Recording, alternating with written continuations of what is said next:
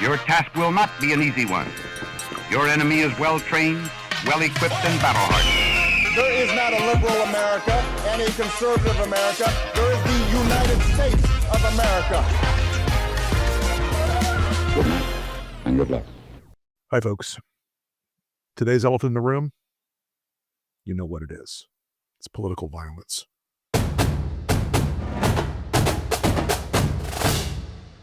Charlie Kirk is dead. He was killed by an assassin of some kind. We don't have a lot of details as of this recording. By a single shot. He died instantly. There's no excuse for it. There's no rationale for it. There's no reasoning for it. There's no Charlie Kirk was a bad guy, got what he wanted, got what he deserved. Because no one deserves this. The Hortmans in Minnesota didn't deserve this. Speaker Melissa and her husband Mark were shot and killed early this morning in what appears to be a politically motivated assassination. Our state lost a great leader, and I lost a dearest of friends. Speaker Hortman was someone who served the people of Minnesota with grace, compassion, humor, and a sense of service. She was a formidable public servant, a fixture and a giant in Minnesota. She woke up every day determined to make this state a better place. She is irreplaceable, and we've been missed by so many. Minnesota's thoughts and prayers are with her family, her loved ones, her children, and her parents.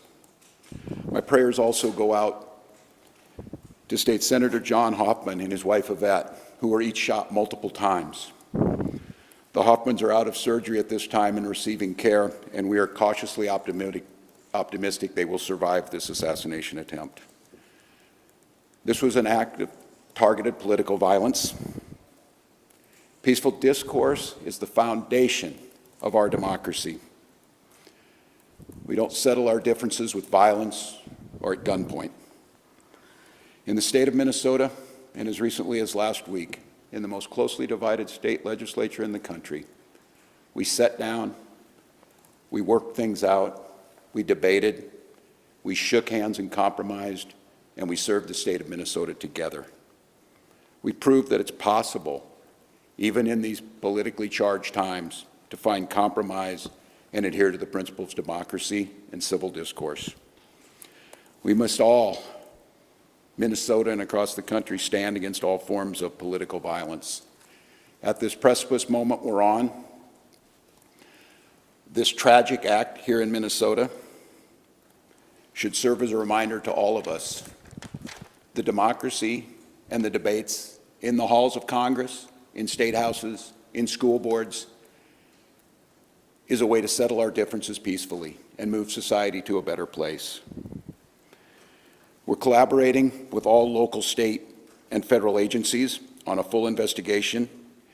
We're committed to keeping Minnesotans informed as the situation continues.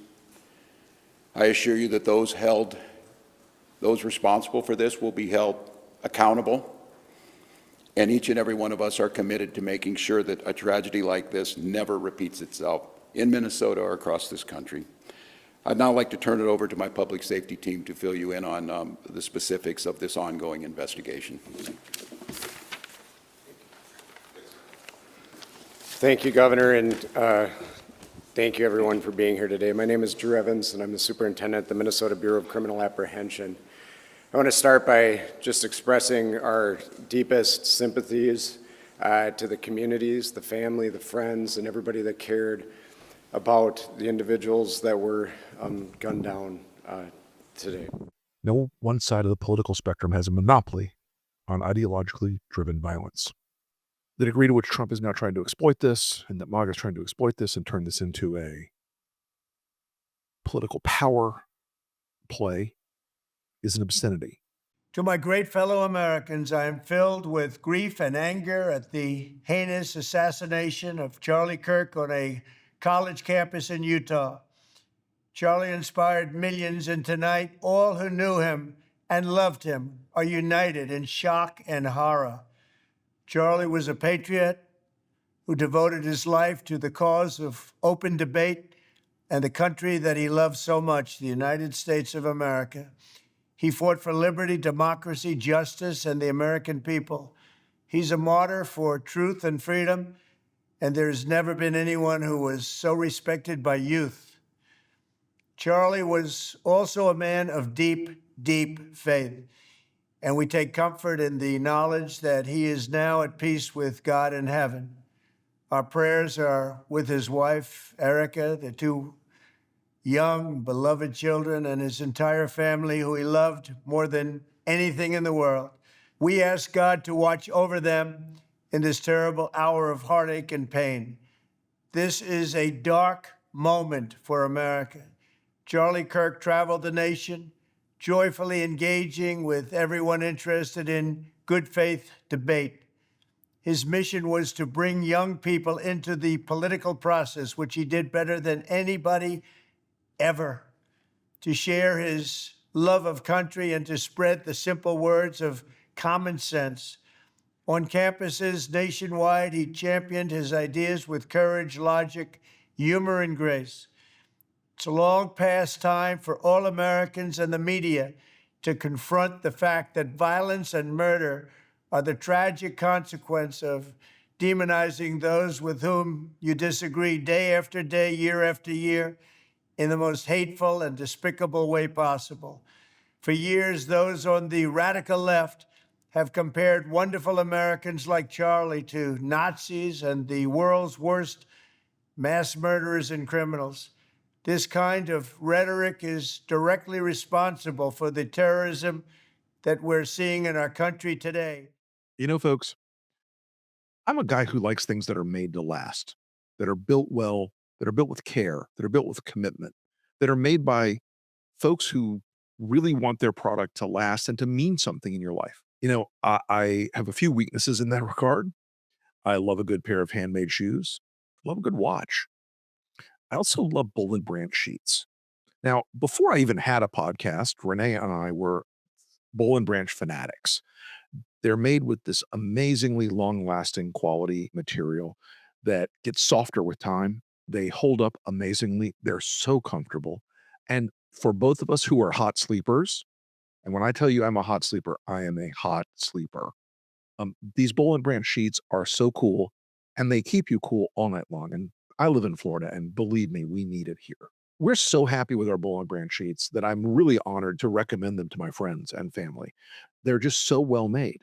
You cannot imagine the quality level of these sheets. They're just terrific in every department. These Boll & Branch sheets feel amazing, not just because of the thread count, which is kind of a myth, but because of the actual thread they use. The material they use, the fabrics they use are so high quality. You'll know it the second you touch them, the second you have them on your bed. It's one of those intimate products you can buy in a weird way. It's something that you're going to sleep on every night.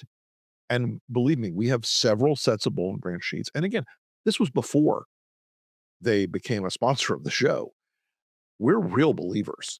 We also love the waffle wheat blanket, which is one of those things. It's warm and cool. It breathes beautifully in warm weather. If you bundle up in it, it's wonderfully comfortable. And they look great. You know, I've never had a set of sheets like these Boll & Branch sheets.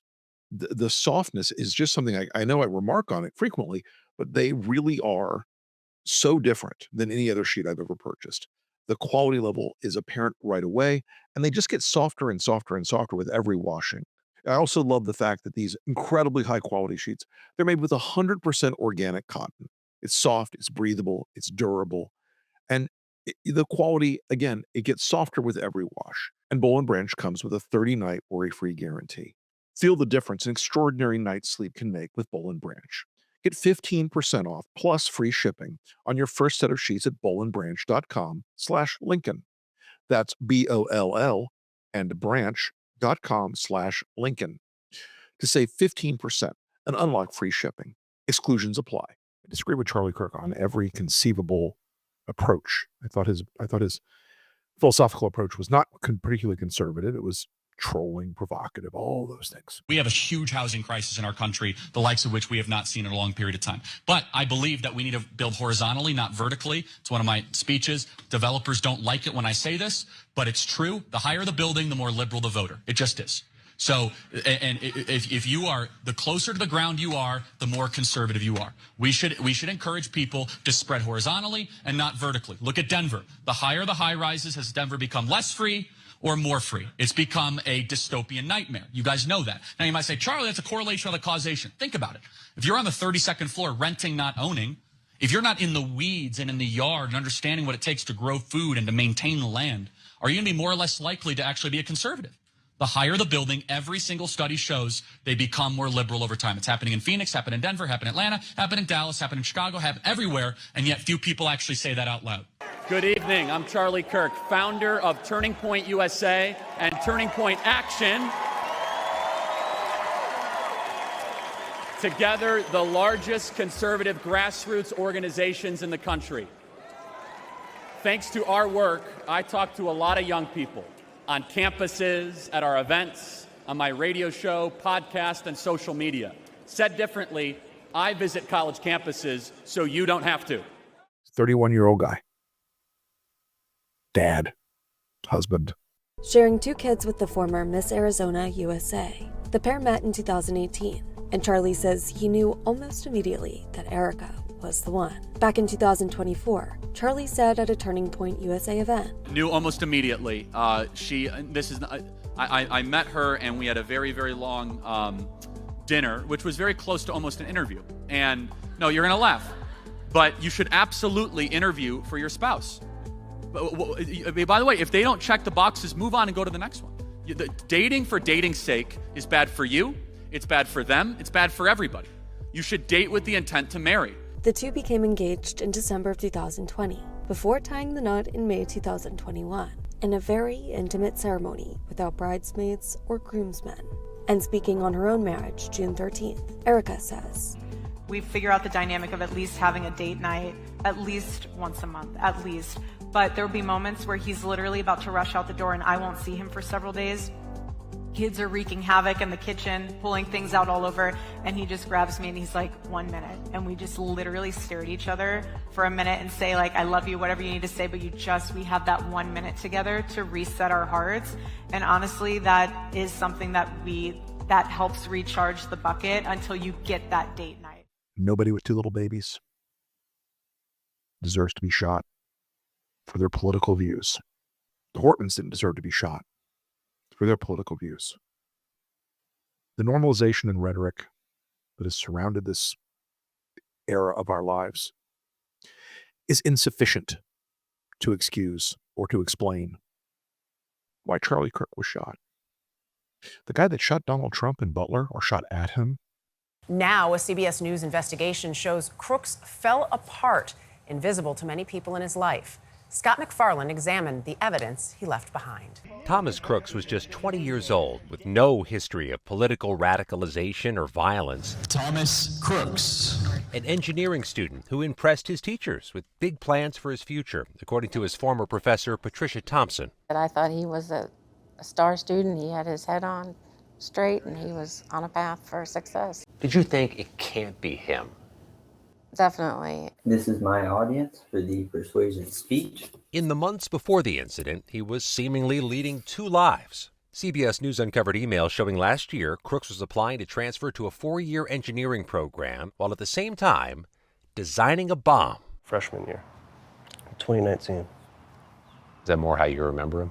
Yeah. Tristan Radcliffe, who was also interviewed by investigators, says images of Crooks from that day in July show a physical transformation. When I would see him from like elementary school to when I last seen him at college, he would always have like tight denim jeans, glasses, short hair, and then just to see him like that, like, oh my goodness. And then this was his final presentation. Thompson, who taught Crooks in 2023, compiled an exhaustive archive of Crooks' schoolwork, searching for clues. Did you find it hard to open this back up?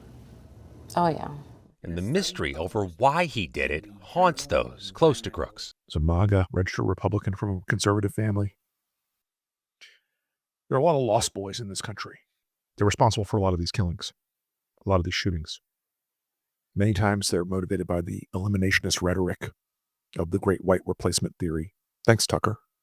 A mass shooting in Buffalo has rekindled debate over great replacement theory or just replacement theory. The great replacement theory has been around for a very long time on the fringe of the Republican Party and in racist circles. In recent years, we've seen the Republican Party and its members embrace a version of the theory that immigrants are being brought here to dilute the votes of Republicans and conservative Americans. What appears to them is we're replacing national-born American, native-born Americans to permanently transform the political landscape. Is it really they want to remake the demographics of America to ensure that they stay in power forever? They can't win re-election in 2022 unless they bring in a large number of new voters to replace the voters that are already here. That's what this is about. We have an invasion in this country. Fox News has played a major role in mainstreaming this idea in recent years. Democrats who want to replace you, the American voters, with newly amnestied citizens. Congress is not going to act because one party has a vested interest in changing the population. If you use the term as an invasion, that's not anti-Hispanic, it's a fact. I have less political power because they're importing a brand new electorate. Why should I sit back and take that? Many times they're motivated by fame seeking on the internet. If you look up the Terrorgram Collective, you'll see that there are people who are organized online to find these young men and convince them that the one thing that will make their lives memorable and that will make their names ring down through history is to kill somebody. It's a dark day. It's a dark time. No one in this country deserves to be shot for their political views. No one. You don't have to agree with Charlie Kirk. I most certainly do not, to understand that what is happening right now will accelerate unless we stop it from accelerating. What is happening right now will cost more lives. We will enter a cycle, as we've seen in other countries that collapse, our democratic and civil institutions collapse. Be a cycle of retribution that ends in nothing but an ocean of blood. You know, I've spent the last 10 years in this fight. I've gotten a lot of death threats over that time. The kids have gotten death threats. My family's gotten death threats. Even my dogs, for God's sake. When you enter the public arena in this country, you don't deserve to have the potential for death. Now look, the rhetoric that is being used today to condemn every Democrat, every progressive, everyone who isn't a Trump supporter is an obscenity. For people who say that they care so much about Charlie Kirk's death and Charlie Kirk was an advocate for free speech, what you're really hearing out of the right, out of Trump in particular and his people, is shut up. Shut up. This country has a long 240-plus year history of full contact politics.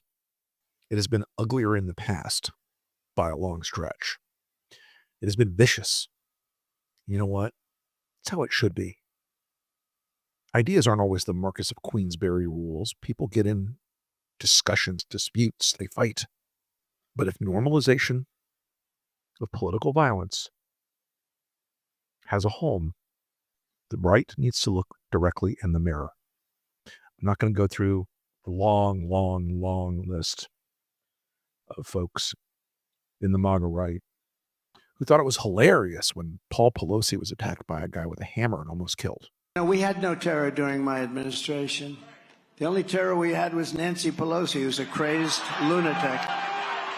She's a lunatic.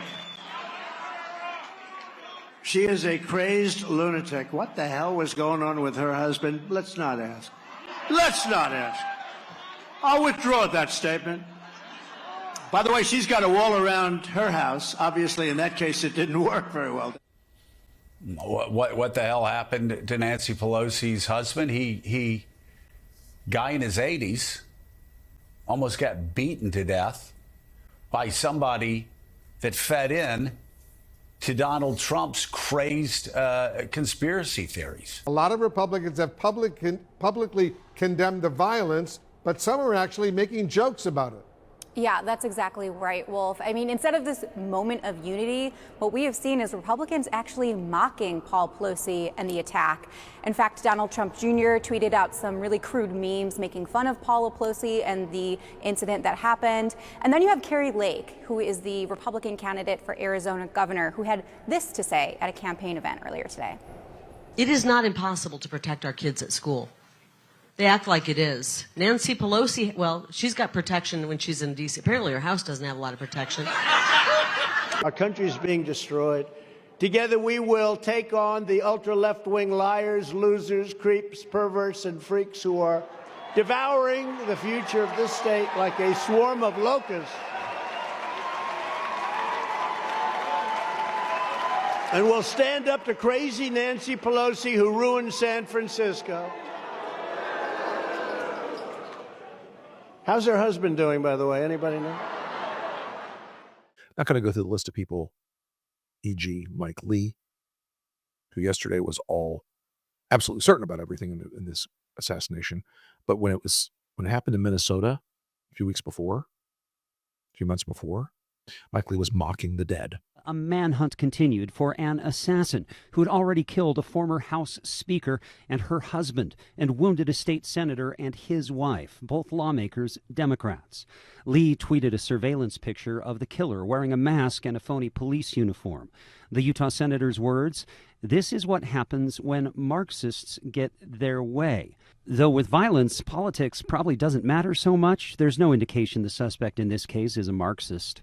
Today, that post looks like this. It's deleted from Lee's personal account. So's this one, with the same picture and an official photo of the suspect. Lee's words, "Nightmare on Waltz Street," a joke about the state's governor, Tim Walz. Minnesota U.S. Senator Tina Smith confronted Lee about the tweets. So I thought it was important that Senator Lee heard from me directly about the impact of what he had written on me and especially on Minnesotans and the families of the Hoffmans and the Hortmans, who, these kids that lost their parents, both of their parents, in this terrible assassination. And so I was glad that I had a chance to speak with him directly. I'm also glad that he took those posts down. I have not heard anything from him about whether he regrets doing that. A strange dynamic for leaders from two states otherwise sharing a sense of loss related to the current political climate. I think he was honestly sort of surprised to be, confronted in this way. Although, as I said, I was I wanted to have a conversation with him. But he didn't say that much other than he heard what I was talking about. So remember those tweets from Lee's personal account, posted the same day? This tweet from his official account. It says, "These hateful attacks have no place in Utah, Minnesota, or anywhere in America. Please join me in condemning this senseless violence and praying for the victims and their families." Making fun of them. Claiming that the shooter was obviously a Marxist. I'm not going to go through Donald Trump's personal encouragement of violence and his rhetoric over the last 10 years. You can look all this up yourself. It's not a secret. It's all out there. No side has a monopoly on it. Okay? But one side has a mechanism, a hate machine, as I call it. They control a news network that tells every Republican voter every day that immigrants and black people are coming to murder you, that they're in an existential struggle, and unless they win and do anything possible, that they will be killed and their families will be killed. We are living right now in a rat's nest. They're killing our people in New York, in California, in every state in the union, because we don't have borders anymore. Every state is now a border. Why are African Americans still dying at the hands of law enforcement in this country? And so are white people. So are white people. What a terrible question to ask. So are white people. More white people, by the way. More white people. We got a lot of work to do. When they let, I think the real number is 15, 16 million people into our country, when they do that, we got a lot of work to do. They're poisoning the blood of our country. That's what they've done. One side has a massive media operation on social media every day that pumps white replacement theory, that pumps the idea that every Democrat is a pedophile communist who wants to kill you. Are there pissed off people on the left? Sure, 100%. Were there pissed off people on the left who thought that Charlie Kirk's death was funny and fitting and just? Yeah, there were. And fuck them. Okay? Charlie Kirk's views are irrelevant to the fact that he was murdered. There are a lot of messed up people in this country. There are a lot of lost, sick people in this country. Social media has a role in this that is never going to be held to account. I'm going to be honest with you about that. Social media is never going to hold these people to account. You know why? Because the tech bros have sold out to Donald Trump, and there will never be any regulation. Maybe describe some of the great things that you're doing with your company. I know, Mark, you're building some buildings that are as large as Manhattan. That was pretty good, right? It's pretty good. So I thought you'd say a few words, so we could take a couple of questions later, maybe. Mark, would you like to say a few words about the company? Sure. Well, I mean, it's. Sorry, should I turn this on? Yeah. All right. Well, thanks for hosting us. I mean, this is quite a group to get together, and I think all of the companies here are building, just making huge investments in the country in order to build out data centers and infrastructure to power the next wave of innovation. So it's we don't often get together as the CEOs of the different companies, but it's good to see everyone. How much are you spending, would you say, over the next few years? Oh, gosh. I mean, I think it's probably going to be something like, I don't know, at least $600 billion through 28 in the U.S. Yeah. It's a lot. No, it's significant. That's a lot. Thank you, Mark. It's great to have you. Thank you. Great to have you. David, you've done a wonderful job in working with the White House, a great expert. Would you like to say a few words? Thank you, Mr. President. It's a great honor to work here at the White House and to work for you. You really care about this industry and all Americans, and I think you've done a tremendous amount already to unleash our innovators and also help build out the infrastructure of the country. And it's doing a lot, not just for tech companies, but for ordinary working Americans, the construction industry, the trades, electricians, carpenters. There's a boom happening right now in AI because of what President Trump has done in terms of stimulating investment. It's going to benefit all Americans. So it's really a thrill to be part of, and this is a really incredible group that you've assembled here.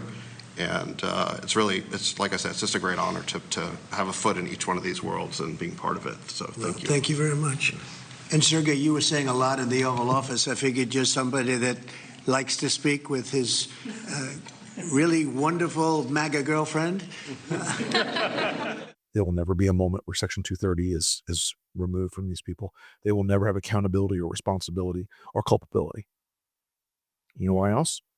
Because Chuck Schumer's daughter was the chief lobbyist for Facebook. Maybe still is. I don't even know anymore. For years.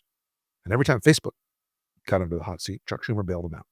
This is a bipartisan, transpartisan issue, if you will, where a lot of the perverse incentives that lead these young men into a position where they murder people, they've been fed something in that algorithm over and over and over again. Maybe they're lone wolves, but a lot of those lone wolves seem to drink out of the same well. They seem to find the encouragement online to do these things.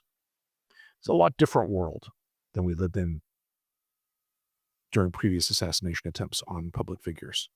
It's a lot different world than we lived in with John Hinckley trying to kill Reagan or Squeaky Fromm trying to kill Ford. The kid in Butler, Pennsylvania, we still know so little about that case.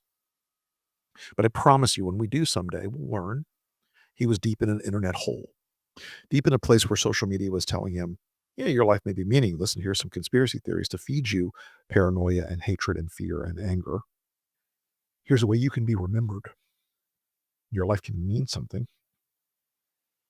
We'll probably find that out about this guy, too, who committed the murder in Utah. But when you wind it back, political assassination in this country is not an unknown, sadly. We came very close in the 1960s to this country just flying apart at the seams. John F. Kennedy, Bobby Kennedy, Martin Luther King. The people that killed throughout history have found some motivation to justify it, found some complaint in the system to justify it. But if you conflate hot political rhetoric, and you believe that critique and criticism of the president or those in power has to always be in a soft voice with a polite note, you're not looking at American history at all. You're not looking at the values of a real robust philosophical debate in a system where the First Amendment was the first for a reason, where freedom of speech was first for a reason. What you're seeing from a lot of the folks on the MAGA right is, again, the message of shut up. We're going to say that your criticisms of us and of Trump led to this. We're going to say that you guys are murderers. You know, for the party that says fuck your feelings all the time, for the party that believes that they're the tough guys, that they're the ones who stand in the breach of civilization's collapse, they're awfully delicate because they don't really believe in free speech. They believe in speech for themselves. And if you think that the outcome of Charlie Kirk being murdered is that free speech needs to be restricted and that political debate and critique of those in power needs to be silenced, you're missing the whole point. Even if Kirk, he used his platforms in ways that I think were often reprehensible, often despicable. He said things that were loathsome. A lot of it was he was playing a character. From a lot of people I've known, I don't know Charlie, I never knew Charlie myself personally. A lot of people that I know that knew him said in person he was perfectly polite, a nice guy, pleasant guy. But he played a role. He played a character on social media, running his organization. And that's fine. Some people live that way. I don't live that way. What you see is what you get. I am exactly as I am all the time. If you were here having dinner, would be the same guy I am right here talking to you right now. But this idea that political violence will escalate, you will enter a cycle of retribution in this country, is one that no one with a shred of civic responsibility in this country should want. It is a fearful world in which political violence escalates. I'll say this. Again, I've spent a decade in this fight. I've been threatened at various degrees of seriousness, some quite serious, some quite painful, with law enforcement being involved and people going, at us hard. Not pretty. I've had people show up at my home. I've had people threaten me in public. And you know what? I wouldn't trade that for the world. Because if I torqued it down, if I silenced myself, it's not true and honest about the commitment that I've made personally to this country and to the Constitution. I wish Charlie Kirk wasn't dead. I wish I could still make fun of him for being a flounder-eyed motherfucker every day. I wish that Charlie Kirk had not been murdered. I wish that this country understood that the rhetoric and the violence on every side of the political and ideological spectrum should be contained to the ballot box, to the pages of the newspaper, to television, green rooms and shows, to the radios, your podcasts. It has not been that way for a very long time. There are people on the right who, whenever it's a shooter like El Paso or the Tree of Life Synagogue or the New York grocery store, when it's a white supremacist, white nationalist, anti-Semite, they say, "Oh, that's a lone wolf. It's totally random. What? That's crazy. You would associate us with that." They don't want that rule to run both ways, because right now they're describing every Democrat as a violent provocateur, as a Marxist terrorist, as Antifa, BLM, whatever catalog of imaginary demons entry they have for the day. It's a hard one to do. Because look, Charlie Kirk is now a martyr for the right. Watch how quickly they exploit that martyrdom. Watch how quickly they convert that into a political strategy. Watch how quickly the rhetoric that escalated within minutes of his death. And by the way, my emails started popping a couple minutes after he died. "You're next, motherfucker. You did this. You caused this. Y'all can believe that all you want. But America is a country where we swing hard, elbows out, where our fights and our politics aren't meant to be quiet notes. Robert's Rules of Order meetings. Sometimes things are worth fighting for. Charlie Kirk would have agreed with that. His death is a tragedy, but so are the deaths of hundreds of other Americans every week, every year. Charlie Kirk was famous. He was a friend of the president. He was a friend of the president's family. And again, from everyone I knew who knew him personally, they always said, his character he plays on TV, he's perfectly nice in person. Again, I didn't know the guy. But we have a choice to make as a country. The escalation in the wake of this, in the aftermath of this shooting, it's going to get ugly. I don't feel good about it. The fact that the president is looking now that this is finally the distraction. I don't believe in the conspiracy theory. I don't think there's a conspiracy here, folks. They will now try to convert on this.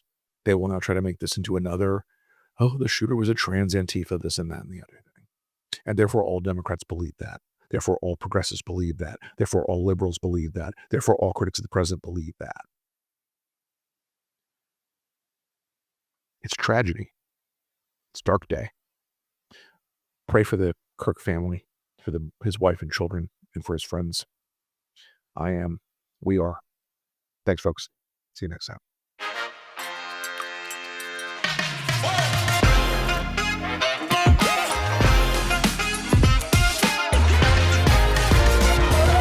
Good night and good luck.